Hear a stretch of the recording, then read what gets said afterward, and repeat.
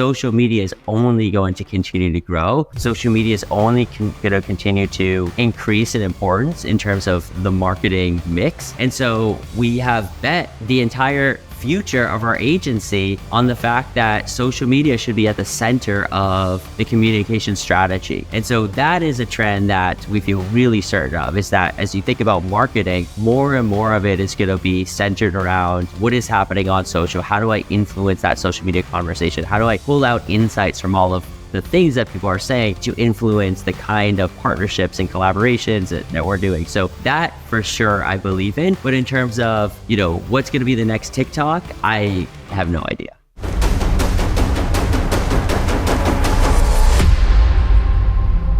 Welcome to the Marketing Factor. I'm Austin Dandridge, the CEO of Cobble Hill. Today, I'm excited to have Jason Mitchell, the founder and CEO of social media agency Movement Strategy, on the show today.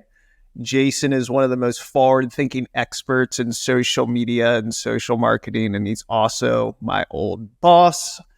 I would say that I've learned pretty much everything I know about social media from Jason. He was an early adopter of kind of emerging tech and new platforms. Jason, thank you for accepting my request to come on Marketing Factor. I would follow you anywhere, Austin. Ask me to do anything, especially come down to visit you and go surfing together. I'm right there, hang out with your kids. So it was an easy yes to join you here. Well, appreciate it. You were a great boss, a great person to work with and work for. I was always interested in kind of the story of how Movement Strategy got started. What inspired you to start Movement? I was sitting in class at the University of Colorado in 2008, learning about advertising, and they were teaching us about TV and print and radio. Meanwhile, all of the kids in the class were on Facebook and Dig and Reddit and Twitter and MySpace, and that's how we were communicating. And we were like, this is crazy. They're teaching us about a career in advertising, and they're not talking about the platforms that we're actually using. And so we thought, maybe there's an opportunity for us to start a company that talks to companies about these platforms and how to utilize them. And so that's what we did. We kind of basically went door to door, essentially through a phone book, which was a thing back then, called up all the local businesses and said, hey, do you want us to help you get on Facebook? And some of them said yes. And that's how we got our start. I love the how you got your first kind of big client. You were sitting next to someone on the airplane or something like that. How did that materialize? Yeah, so that was one of our first big clients. So the reason I went to University of Colorado was because I am a huge skier, grew up skiing in Vermont. And I remember asking my parents, where can I go to school and ski all the time? And they were like, well, University of Colorado. And I went out there and I was like, yep, this is it. I'm not applying anywhere else. And so setting the stage, I'm a big skier. I met my now wife, girlfriend at the time there, and she grew up in New York, and we were early dating days, and we went to New York. And then on the way back from New York, back to Colorado, I was sitting on the plane and I was sitting next to this guy who's flipping through this. It's like a binder of information about this magazine, Skiing Magazine, which sadly doesn't exist anymore. But it was like demographic information and stuff like that. And I was like, that's interesting. I wonder what that is. And I remember my wife like nudging me and be like, talk to that guy. And so I struck up with a conversation with him. And he told me that he was moving from New York to Boulder to head up a division of Bonnier, which at the time was a big magazine holding company. And it Skiing Magazine, Warren Miller. And I was telling him on the plane, I started talking to him and I was telling him about my company. And he was like, that's really interesting. I should have you in. And so we came in the next day and we were like, hey, you should hire us to help with your marketing. And I mean, this was such early days and we were like still in college, but he was a really nice guy. He hired us and got our start. And that guy is Mike Federley, who's now the CEO of Forbes. And so really cool opportunity, cool first guy to work with, and got to start our company in a space that we're passionate about, which was helpful. So how did that kind of snowball into to other work? What was kind of, and maybe set the stage for like what was social media marketing back in 2008 and 2009? Yeah. So, I mean, Facebook had just started really and started to proliferate across college campuses and was just opening up outside of colleges. There was MySpace for a while before that. There were these like Dig and Reddit sites, which were user generated news stories that were upvoted. And then there was all of these other sites that were emerging. And it was really hard to understand kind of who was going to emerge sort of victorious. And so it was a lot of educating people about, hey, this is a new way for you to connect directly with your audience. It was a lot of just like, let's grab all of these domains and start posting in all of these different places. The idea of building community was just emerging. And so it was really exploring this sort of new world with our clients and helping them understand how to navigate this space. It was just so brand new. And I mean, we also didn't know what we were doing really. I mean, we just were fresh out of college or in college to the time and trying to figure out how to be marketers, how to be business owners, how to navigate these new platforms. But in the early days, there were no playbooks whatsoever. And just being out there and being first and being active was a great recipe for success. And so that's what we're doing. So for instance, for Ski Magazine, one of our first projects for them was they wanted to do something 60 days of skiing magazine, like a celebration that was basically just creating noise, and they could sell stuff into advertising partners and sponsors. And so we said, hey, let's do this on Facebook, and we'll create a Facebook page around this, and we'll do events every single day, and we'll bring in the community. So it was really the first time ever that they were able to do stuff directly with their audience, and it was really successful. The advertisers, the sponsors that came in saw a lot of value from it, and so yeah, I mean, that's what we were doing, is sort of just inventing it as we went forward, and it was working. And so that's where from there we saw other people, other divisions of Bonnier wanted to work with us. And then we started getting calls because we were probably the first social media marketing agency in Colorado. And so as people were seeing these platforms, they were, going on Google and saying social media marketing, and we would pop up. And so we started to get some calls. And so early days, we started to grow. And then so when did you decide to move to New York, and kind of what precipitated that decision? Yeah. So my wife, I mentioned, she's from New York. She wanted to move back. She got an amazing job in New York. And she said, hey, I'm moving back to New York. And if you want to stay with me, then you can come to New York, which I definitely did, which was probably the best decision of my life. We're now married. She just gave birth to our third child 2 weeks ago. Thank you. So I needed to go to New York, but my business partner at the time was like, hey, we just started this company. You can't go to New York. Like we started out of our house. And so I said to my wife, I said, give me 1 year. In 1 year, I'm going to have an office. When we have an office, I'm going to move to New York. And that was sort of the deal that I made with Eric, my business partner. And so for 1 year, we worked really hard to build up enough clients to get an office. We started working with a music festival, and then that started getting us more and more music festivals. Actually, our first, what I think is kind of our big client, was the Denver Nuggets, which is a great story.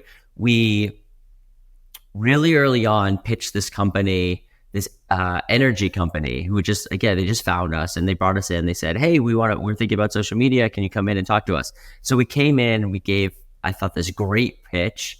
And they're like, this is really interesting, but you know what? We don't actually want to be on social media, which is funny. You don't really hear that anymore, but you heard that a lot back then. But they said, we're big sponsors of the Denver Nuggets, and we think that they should be on social media. We'll give you the contact info for the head of marketing for the Denver Nuggets. Like, this is amazing. And so the Denver Nuggets agreed to meet with us, and we had this meeting. I was probably 22 years old at the time. We went in, and it was the Pepsi Center at the time, and we met with the head of digital. Like, there's probably like 6 people. And we went in there and we were giving them our spiel. Thought it was going really well. And then about half an hour into the meeting, the CMO comes in. It's like this big, sort of intimidating guy.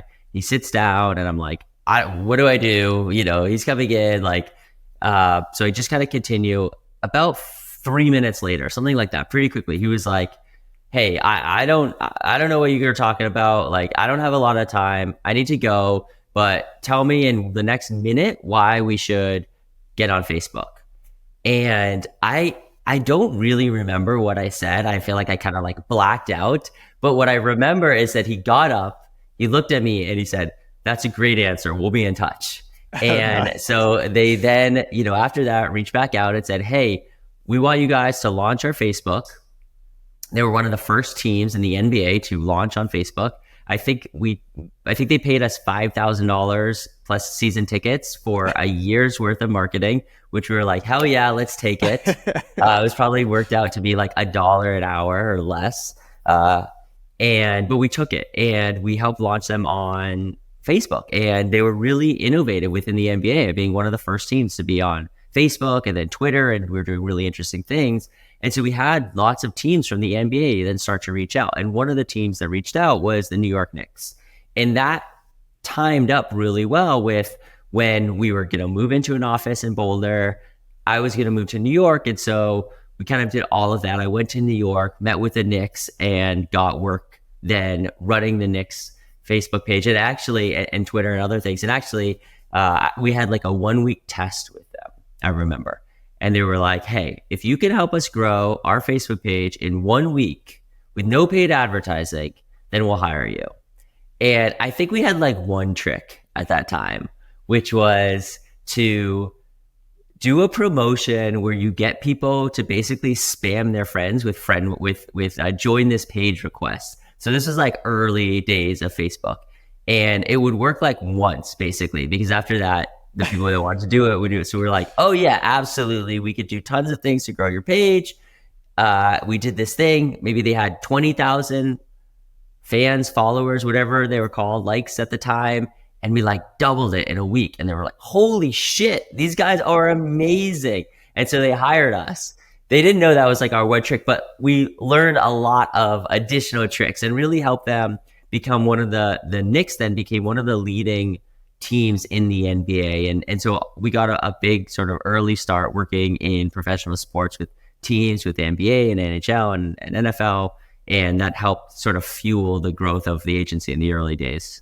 That's crazy, man. I mean, the first project, or actually the way that I got the job at Movement, I don't know if you remember this, but I had to develop an app for the Knicks, and it was like a test project, and it was something about choosing your team, choosing your starting lineup, and it was back when Facebook had like apps built into the actual platform, and it took me like 3 days to create this thing. It was so just complex, and and then submitted it to you. You're like, cool, man, come on, join the team. It was great, and I was like, wow. Going to be doing social media work for the Knicks. I mean, what a sweet gig that was.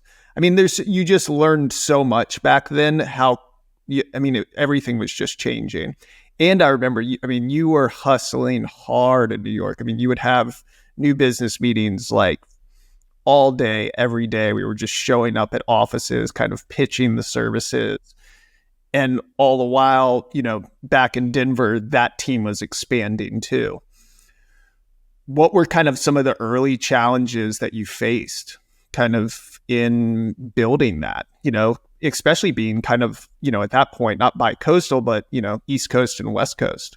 I think in those days, one of the challenges that we faced was as an entrepreneur creating an agency, there's really two things. You are, on one hand, a marketer, and you're helping brands figure out how to be great on social media, but you're also trying to run a company and trying to understand how do you run a successful company, and how do you create a place that people want to work, and how do you create camaraderie and culture and pay equity, all of those things. And they're totally different skill sets. And, we kind of had learned at that point how to be really good on social media and how to work with our clients and help them. But we were very much in the early days of learning how to be successful business owners and bosses. And so I think the balance of those two things was a big challenge in those days, because as a services company, you're selling people's time. And when people are really engaged and they're excited, they're going to do better work. And so you want to create an environment that's great for people. At the same time, you need to balance the needs of the clients who, want to pay for things at a certain rate. They want things done at a certain time. And sometimes those two things are opposed to one another. And so creating that balance of doing great work for your clients and also creating a great environment for people to work at is challenging, especially as a small and growing company. And so trying to figure out those things to create a sustainable company that could grow was a huge challenge at the time. What were some of how did you kind of overcome that? What was the learning process for that? Because for me, I also have very similar challenges, right? My business is not nearly as big as Movement, but we're still trying to be at the forefront of creating great paid social, paid search ads, doing great email marketing, supporting our clients with consultative approach, but also, I want my team to thrive in that environment. But a lot of times people are looking at me for my creative support. And I remember you were kind of working for you were doing the new business, you were kind of fostering the culture and the innovation, but also trying to have to pitch the creative ideas too. And kind of, that it's a lot to do. How did you develop that? I mean, I know it's just reps of doing it, but was there any kind of breakthrough moment for you? Yeah, I think that the biggest understanding for me is just the need to hire really talented and experienced people. I think a breakthrough for us was understanding that you're not going to grow everyone from within. And to grow a successful company is a combination of creating an environment where you can create pathways for people internally to grow into roles that they can excel at, and also bring in people from the outside that have experience and understanding of how other places that have been successful have done it, and to balance that and create an environment for both of those two types of people to thrive. And it's once we started to do that and brought in more experienced people that had the right leadership experience, that's really what helped us get to the next level and put things into place where we could balance those things, both servicing our clients incredibly well and also continually doing what we needed to do to make sure that Movement was a great place for people to work. So, just I think a big unlock for us was really working on a senior leadership team at the company that could sort of be a barrier between the executives, myself, and Eric, my co-founder, and some other people, and the people actually doing the work, so that we could be focused on new business and the evolution and forming partnerships and all of that kind of stuff. And we could have a senior leadership team that was really focused on managing and mentoring and growing the staff at Movement. And so we've been spending a lot of time on that sort of senior leadership team level, and that's been a huge unlock for us. Another thing was going out and finding some mentors. I think early on in our careers, we felt like, oh, we can figure it all out, we know everything, and it just wasn't true. And so especially when we started to really grow, so kind of hitting that 100-person mark and trying to grow from there was a big challenge. And we realized we need some help. And so we went out and we found some mentors that had done it before. And for us, that was a really big unlocking moment, because instead of us saying, well, we think this is how we do it, and then maybe that not being the best way and, us failing and our team getting upset, we could just call up people that have done it before. And they said, oh yeah, I dealt with that 3 times. This is exactly what we should do. It's like, okay, great. I say to Eric, I'm like, it feels like we're playing with cheat codes sometimes, because we just have people telling us, what to do in these challenging decisions. And so that was a big sort of learning over the years for us as well. How do you foster those relationships with mentors? How are you finding them? It's obviously through a network of doing this for, almost over 16, 15 years, 17 years? Yeah. So my closest mentor actually is somebody that I found on LinkedIn. It was 2020. We were growing a lot. I think we grew by 50% that year. And 2020 was a really hard year.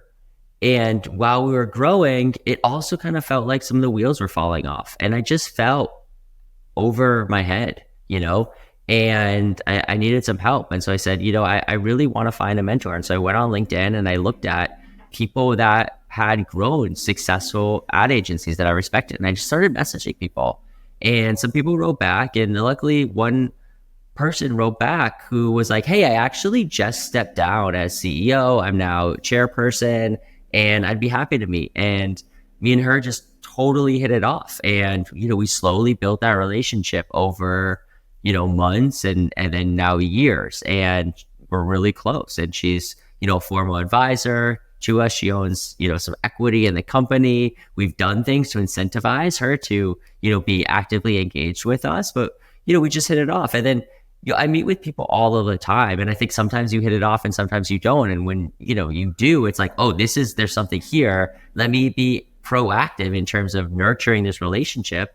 And then other times it's like, hey, thanks for chatting. That was great. And that's sort of the end of it. But I'm a huge believer in networking and building out your network. And I'm not somebody that's like, oh, I'm going to go to all of these events and just like meet people. I actually don't like that kind of just like chit chat. I don't love it, but I do love building genuine connections with people. And so I've made it a personal goal of mine to find people that I really connect with and nurture those relationships. You think that I'm the same way, by the way. Like I don't like going to conferences for that very reason, where the sole purpose is, obviously to network, it seems like, and it feels a little bit inauthentic. It's great. It's great to meet people, but I feel like it's not a true connection sometimes. Do you think that in order to be a successful agency owner or a successful business person in general, do you have to just have curiosity? Does that need to be built into kind of the DNA and the skill set?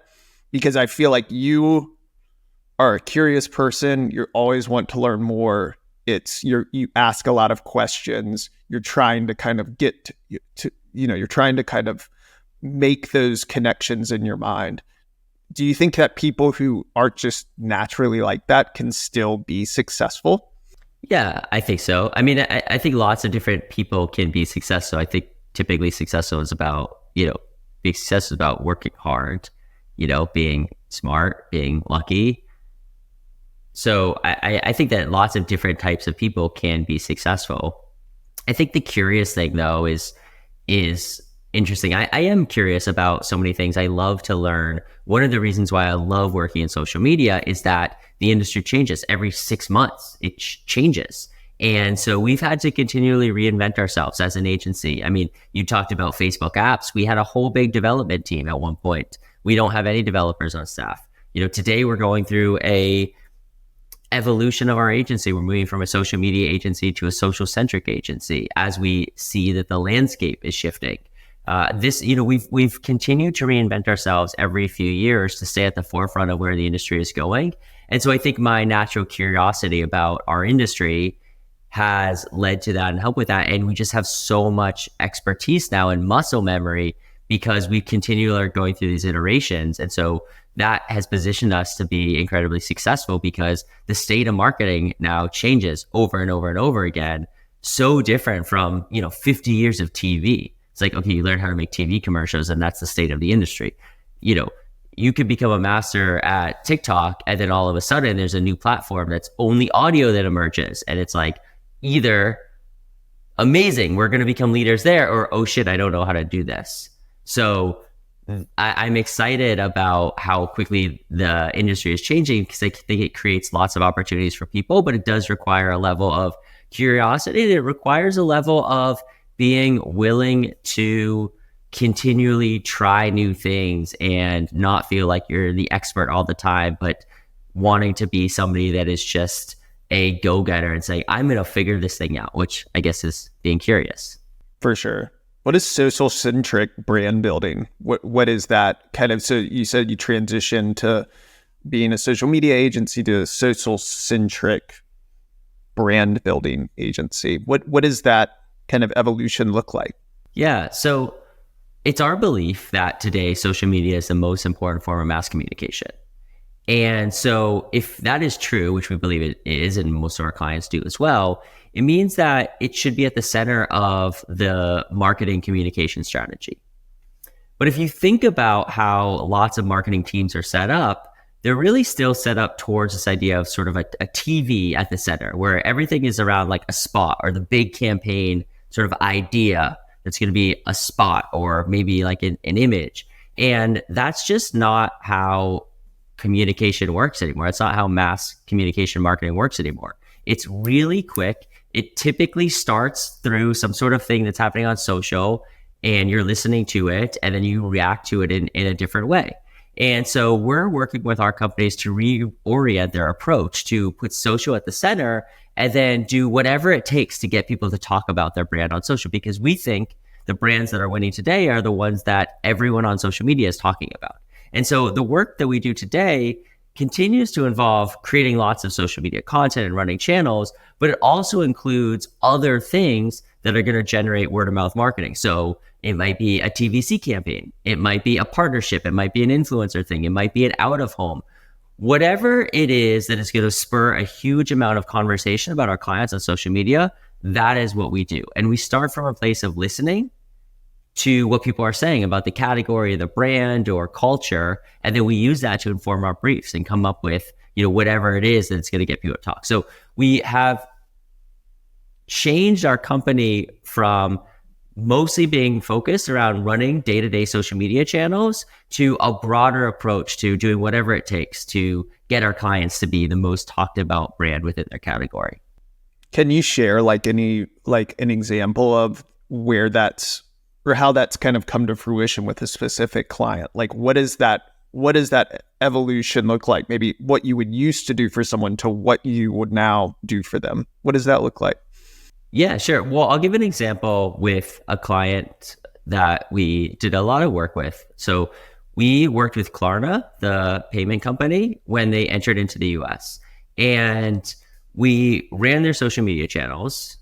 And that is something that we have always done and continue to do. But that was sort of the main thing that we did. For them, we also wanted to do quite a lot of influencer marketing. And so we said to them, you guys are entering into the US. We think it's really important that you tie yourselves to some really interesting content creators in the US that can expand your reach, that can help show how people are actually utilizing your product.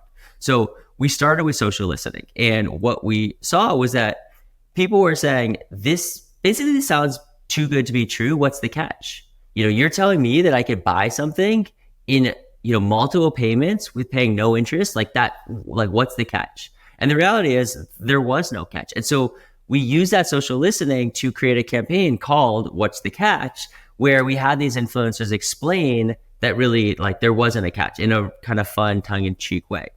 We also then said, okay, we don't know which influencers we want to use. Let's go ahead and find a whole bunch of influencers and test which ones are going to work the best. And so that's what we did. We tested a lot of different influencers, and what we saw was Bretman Rock, who is now really huge, but at the time was much smaller, vastly outperformed everything else. And so we then said, okay, let's do a bigger campaign with Bretman Rock that is going to live mostly on social, and we'll see how it does. And we did that, and it did gangbusters for them. And then leading into the holiday season, the biggest season of the year for them, we started working with them on their sort of big holiday campaign, which would be on social, but it'd also be on connective TV, digital media buys, and other things. And so we put Bretman as the star of this campaign and created tons of assets around him talking about sort of what's the catch messaging, but also some other things for the holiday season. And that campaign was incredibly successful. It helped Klarna become a top 100 download for the first time ever, outperformed all of their benchmarks. And so that was an example of a campaign that, was social-centric, because it started from a place of understanding social, listening to the conversation, testing, and then ultimately transcended social media and became a TV ad that was running on Hulu and lots of other places. So that was a great and successful example of it.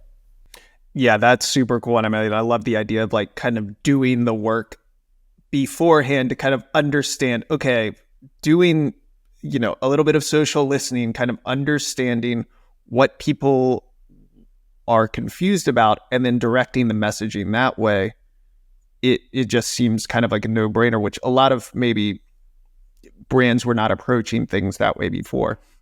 Let's say a brand comes to you and doesn't have TikTok. I'm sure you get this a lot, or doesn't have Snapchat, or whatever it is. And they say, hey, should we be on this channel? How do you kind of respond to them? Or maybe even more, it's like, how should we decide where to invest the most amount of resources into which channel?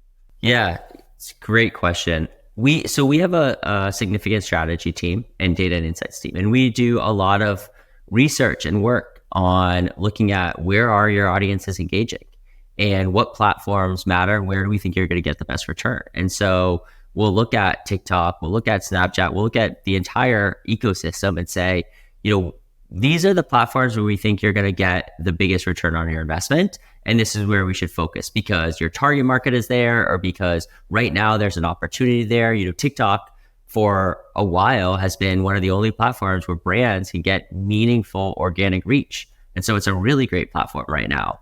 It also happens to be a platform where a lot of Gen Z hangs out, which is what a lot of companies are trying to market to right now.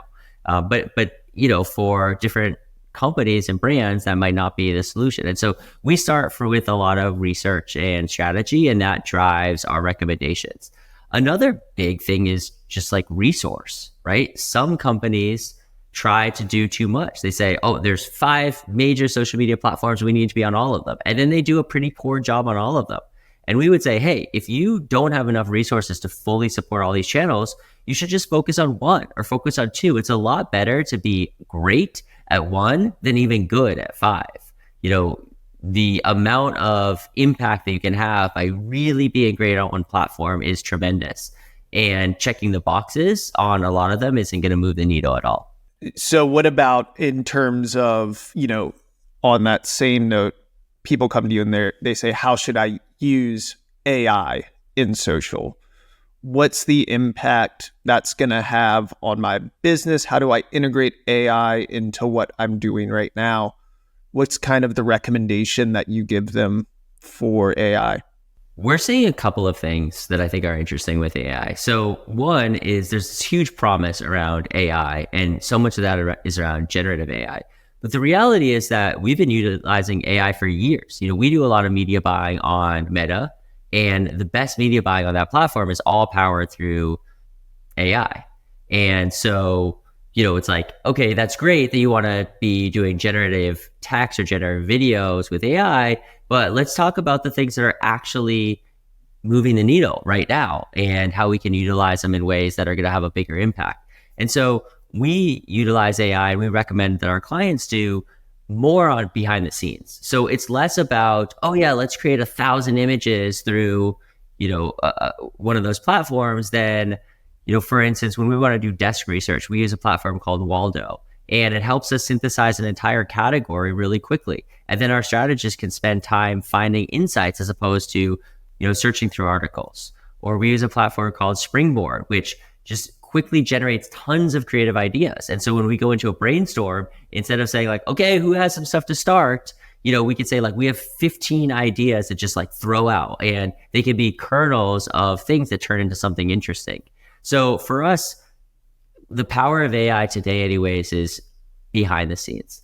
The other interesting thing, and this is something I spend a lot of time talking to our clients and brands about, is as AI continues to proliferate from a content creation perspective, most people don't love just like reading AI generated articles. It's not that interesting, but it does clog up the social news feeds more and more. We're already starting to see it. And so if there's a world where you're going onto social and you don't know what's real and what's AI, it's like, okay, well, what do I trust? And the thing that you can trust is influencers that you already have a relationship with. And so one of the things that I think will happen because of the proliferation of AI is that we're going to see an increase in the trust that people have with content creators and influencers, and that industry is only going to grow. As it grows, those individuals look for ways to monetize, and they monetize through brand partners, but more and more so they monetize through creating products. And those products can either be in collaboration with existing brands or they can be in competition. And because they have big and powerful and increasingly so audiences, that becomes both a threat and an opportunity for clients. And so that's one of the things that we spend time talking to our clients about and figuring out how to successfully navigate that in the coming years. That's such crazy insight, man. I hadn't thought of it that way, but I think I kind of feel you on that. I feel like that having an authentic voice, having kind of this captured audience as AI does kind of proliferate everything. I mean, you see it on LinkedIn right now. You can kind of tell that like all of these posts are written with AI. They kind of all follow a similar format. But if it's a genuine, influencer that, for me, for surfing, right, I'm following these athletes and kind of getting behind the products that they're putting out there. I'm totally influenced in that regard. I watch all of the content and everything like that. And I don't think AI could ever, it's not going to replace that. It's definitely not going to replicate that. And I think that's probably true for every industry, if you think about it, especially kind of just in the, consumer type industries. Yeah. I mean, it's the same thing, right? Like, so we're both surfers. I get all these ads all the time on Instagram for, board shorts.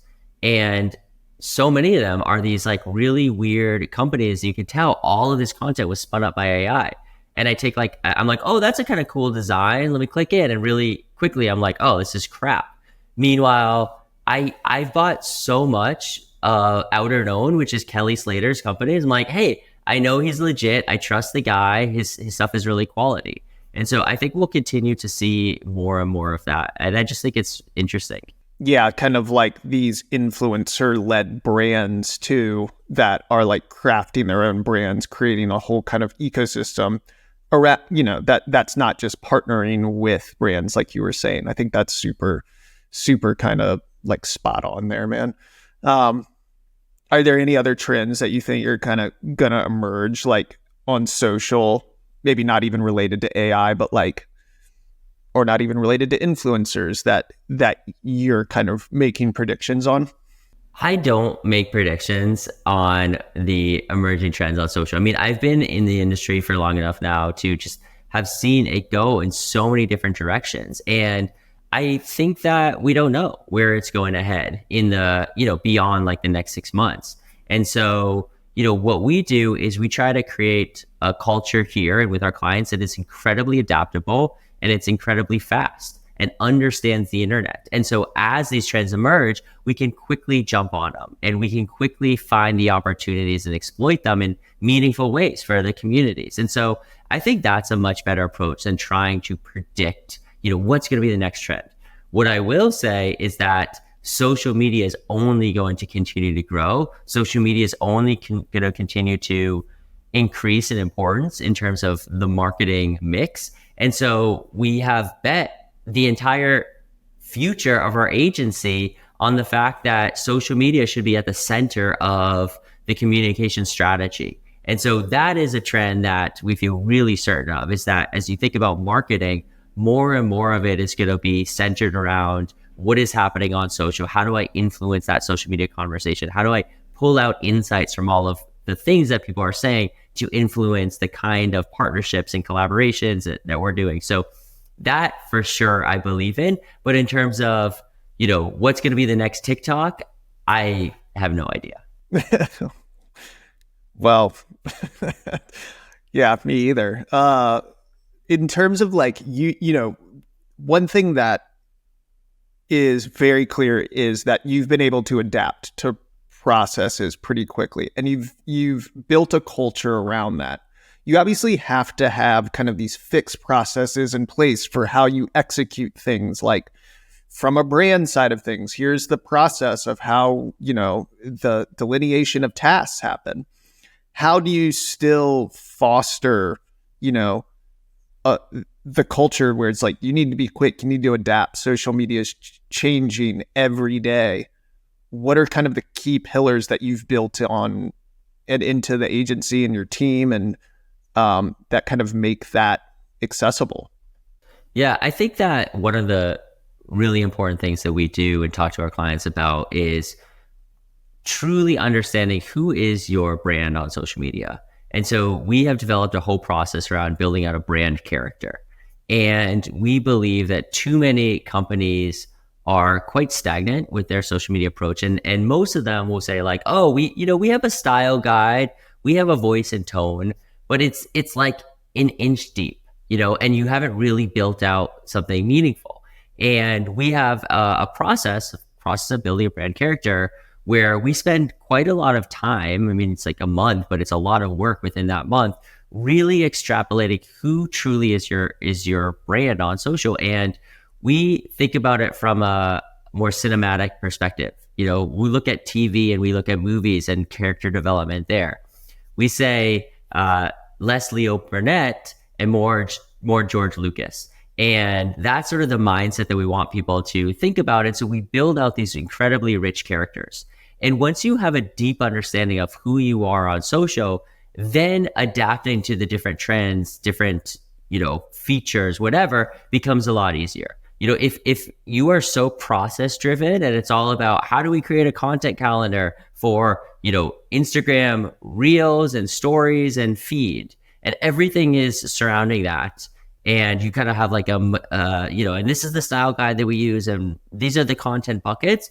Then all of a sudden, when they're like, now we've come out with, story form, which is like a long note thing, you're like, I don't know what to do.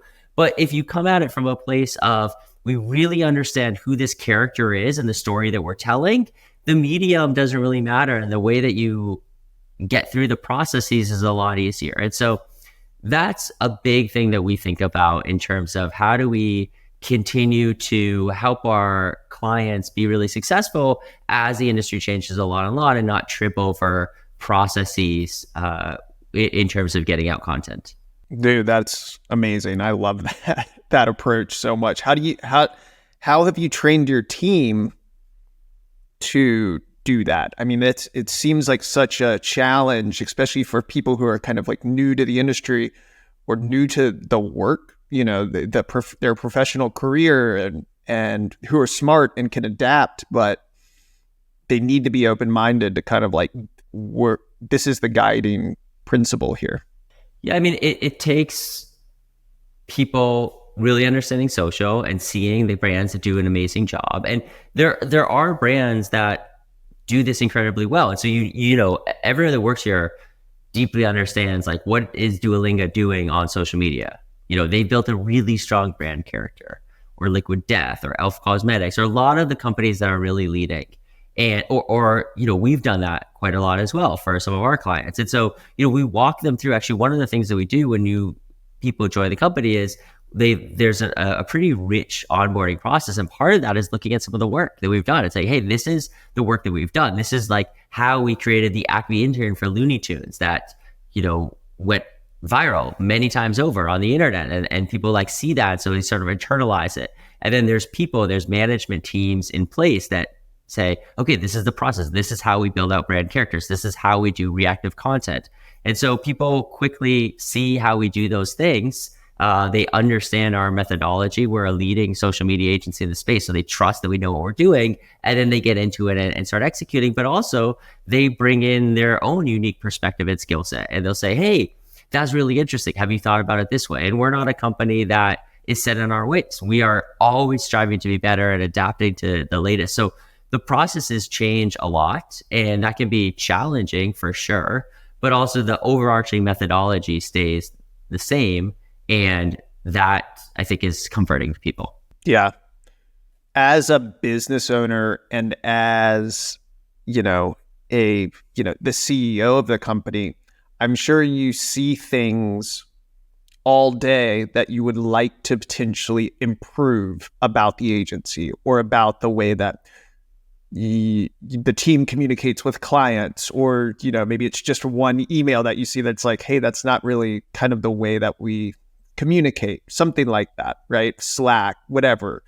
Or you see something online about how another agency is doing things and you're like, that actually might be kind of a good way of doing that. Let's implement that. How do you, for one, kind of instill quickly make those adjustments, for that team member that maybe sent a message the wrong way? Or even how do you implement a new process quickly and still not get in the way of everyone else? I think that transparency is critical. So we have done a lot of work over the last handful of years to try to create an environment where there's a lot of transparency. And so, in transparency and communication and open communication. So somebody sends an email that, probably should have been worded differently. Somebody would talk to them about it. Say, hey, you sent this email and I would probably send it this other way. And, really quickly have that conversation, talk about it, get their perspective, and then move on. I think that a lot of companies and people are challenged by not having that level of communication. And so things simmer and they simmer and they simmer and they build up and then they kind of explode. And so we work really hard through, we do a lot of learning and development here.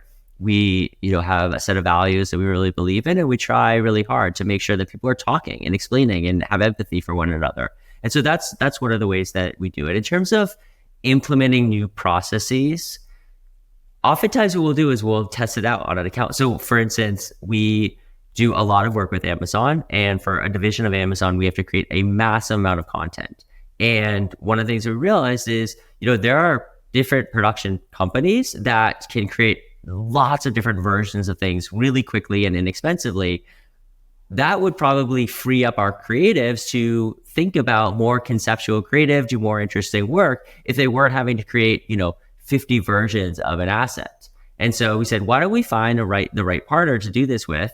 We'll test it out on one account. We'll see how it goes. We'll talk to our client about it, see if they like it. And if it does, then we'll scale it across other accounts. And so that's, we do a lot of test and learn across agency processes, testing it on one or a couple accounts, and then we'll have it scale across everything else. And that, works a lot better than trying to drive change across the entire company all at once. So are you documenting that, or are you just kind of going through the process of being like, that felt good, all right, let's implement it? And yeah, we document. I mean, one of the benefits of being a bit larger, I mean, we're not huge, we're about 150 people or so, is that we can have more operational roles. And so we have somebody who, her job is called workplace strategy. And so in those scenarios, she'll go in and work with sort of the people driving that change and document everything that they're doing and assess how it's going, hold postmortems after. And then if we want to roll it out more broadly,